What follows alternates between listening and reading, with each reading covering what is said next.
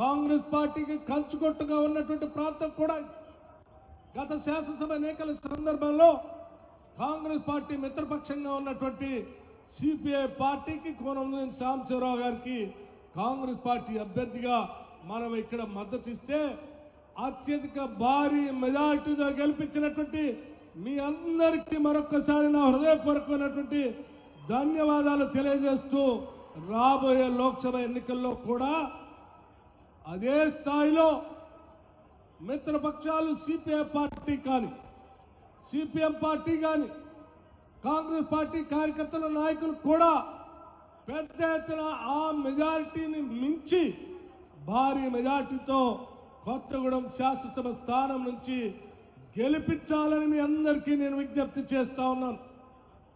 మిత్రులారా, మీ అందరికీ కొత్తగూడెం శాసనసభ నియోజకవర్గంలో ఉన్నటువంటి అత్యంత విలువైనటువంటి సంపద కేటీపీఎస్ సంబంధించినటువంటి stage 1, stage 2, stage 3, stage 4, stage 5, stage 6, stage 7 కూడా, అట్లాగే సింగరేణికి సంబంధించినటువంటి బొగ్గుబాయిలకు సంబంధించినటువంటి సంస్థ కూడా ఇదే ప్రాంతంలో హెడ్ క్వార్టర్లో ఉన్నటువంటి విషయం మీ అందరికీ తెలిసింది. మీ అందరికీ నేను ఒకటే విజ్ఞప్తి చేస్తా ఉన్నాను. సింగరేణికి సంబంధించినటువంటి మూసివేసినటువంటి కొన్ని థర్మల్ పవర్ స్టేషన్, కాలం చెల్లినటువంటి థర్మల్ పవర్ స్టేషన్ సంబంధించి వందలాది ఎకరాలు కేటీపీఎస్ సమక్షంలో అందుబాటులో ఉన్నటువంటి ఆ ప్రాంతాన్ని తిరిగి వాడకంలో తీసుకొని వచ్చి ఆ పరిసర ప్రాంతంలో మూసేసినటువంటి ప్రాంతంలో తిరిగి తప్పనిసరిగా వెలుగులు నింపేటువంటి థర్మల్ పవర్ ప్రాజెక్టులు తీసుకొని వస్తామని చెప్పి మీ అందరికీ సవినయంగా మనవి చేస్తా ఉన్నాం. అట్లాగే ఒక పెద్ద మనిషి రాష్ట్ర వ్యాప్తంగా ఎన్నికల్లో పూర్తిగా ఓడిపోయి ఫామ్ హౌస్ పోయి పడుకున్నటువంటి పెద్ద మనిషి తగుదనమ్మా అని చెప్పి ఈ మధ్య కర్ర పట్టుకొని రాష్ట్రం అంతా తిరుగుతూ చెప్తా ఉన్నాడు. సింగరేణి కాలనీకి సంబంధించట ఆయనట బాగు చేశాడట. అరే, వారి కాలం మొత్తం సింగరేణికి సంబంధించి పెద్ద ఎత్తున కార్మికులు రావాల్సినటువంటి ఎటువంటి లాభాలు ఇవ్వకుండా, కార్మికులు రావాల్సినటువంటి సంక్షేమ కార్యక్రమాలని చేయకుండా, సింగరేణికి సంబంధించిన బొగ్గు బావుల్ని సింగరేణికి రాకుండా 10 సంవత్సరాలు మొద్దు నిద్రపోయినటువంటి బీఆర్ పార్టీ సంబంధించిన నాయకత్వం ఈరోజు తగుదనమ్మా అని బయటకు వచ్చి మాట్లాడుతూ ఉన్నారు. కాంగ్రెస్ పార్టీ పక్షాన మీ అందరికీ మాటిస్తా ఉన్నాం. యావత్ మంత్రివర్గం మొత్తం కూడా సింగరేణి పరిసర ప్రాంతాల్లో ఉన్నటువంటి ఏ ఒక్క బొగ్గు బాయిలు కూడా సింగరేణి కాకుండా వేరే ప్రైవేటు వ్యక్తులకి పోయేటట్టుగా చేయం, సింగరేణిని కాపాడుతామని చెప్పి మీ అందరికీ సవినయంగా మనవి చేస్తా ఉన్నాం.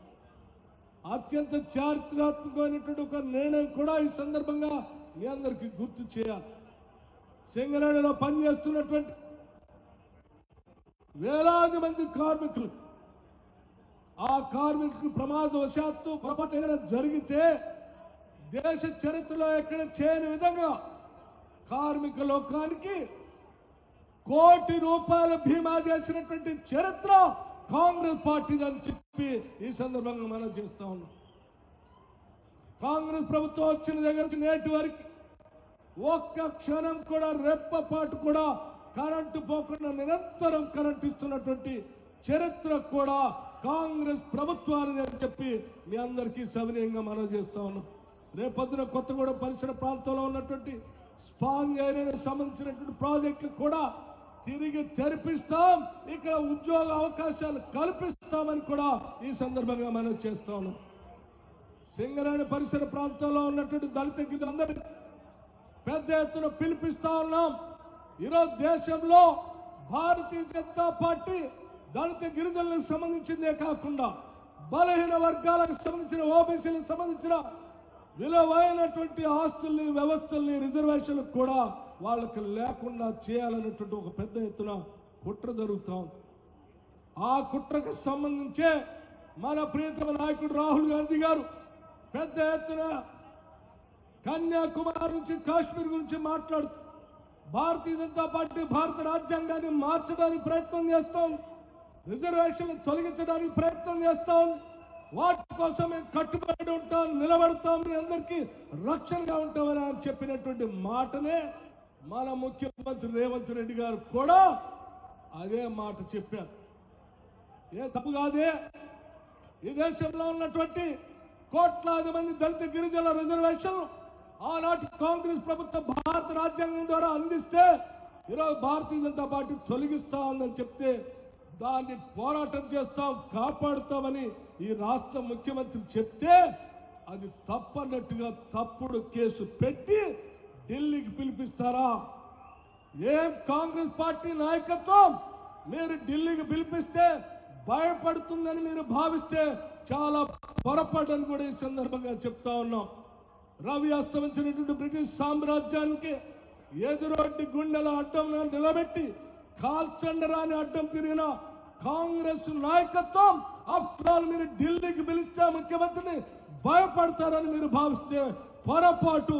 తప్పనిసరిగా రిజర్వేషన్ కోసం కాంగ్రెస్ పార్టీ నిలబడుతుంది. రేవంత్ రెడ్డి గారు చెప్పినటువంటి నినాదాన్ని తప్పనిసరిగా యావత్ కాంగ్రెస్ పార్టీ కట్టుబడి ఉందని కూడా ఈ సందర్భంగా మీ అందరికీ మనవి చేస్తూ, ఈ పరిసర ప్రాంతాల్లో ఉన్నటువంటి దళిత గిరిజన సోదరు మహిళలందరూ కూడా మేము మాటిస్తా ఉన్నాం. రాబోయే 5 సంవత్సరాల్లో సంవత్సరానికి 20,000 లెక్క 1,00,000 కోట్ల రూపాయలు వడ్డీ లేని రుణాల్ని డ్వాక్రా సంఘాలకు ఇచ్చేటువంటి కార్యక్రమాన్ని చేపట్టాం. వచ్చిన నాటి నుంచి అనేక కార్యక్రమాలు చేశాం. ఆర్థిక క్రమశిక్షణతో రాష్ట్రాన్ని ముందుకు తీసుకొని పోతా ఉన్నాం. ఈరోజు రాష్ట్ర ప్రభుత్వం మాట్లాడుతుంది అది ఇట్లేదు ఇది ఇట్లేదు. ఏది ఇట్లేదో ముఖ్యమంత్రి గారు చెప్తారు, ఎప్పటి వరకు చేస్తున్నాం అనేది కూడా స్పష్టంగా. మీలాంటి తప్పుడు అబద్ధాలు ప్రచారం చేస్తే చూస్తూ ఊరుకోవడానికి రాష్ట్ర ప్రజలు సిద్ధంగా లేరు. మీరు ఎన్ని అడ్డంకులు పెట్టినా ప్రజలకు మేము ఇచ్చినటువంటి హామీలను అమలు చేసి తీరుతాం. అమలు చేసే ప్రక్రియలోనే మహిళలకు ఉచితంగా బస్సు దగ్గర నుంచి 200 యూనిట్ లోపల ఇచ్చేటువంటి ఉచిత కరెంట్ని అమలు చేసుకుంటూ పోయాం. రేపొద్దున కూడా మిగతాయి కూడా చేస్తాం. మిగతా విషయాలన్నీ కూడా ముఖ్యమంత్రి గారు స్పష్టంగా ఆర్థిక పరమైనటువంటి విషయాల్ని, అట్లాగే మిగతా వాళ్ళకి ఏమేమి చేస్తున్నటువంటి విషయాలు కూడా స్పష్టంగా ఈ సభ ద్వారా కొత్తగూడెం శాసనసభ నియోజకవర్గం నుంచి ఈ రాష్ట్రానికి స్పష్టమైనటువంటి సందేశాన్ని కూడా ఇస్తారని కూడా మీ అందరికీ సవినయంగా మనవి చేస్తూ మరో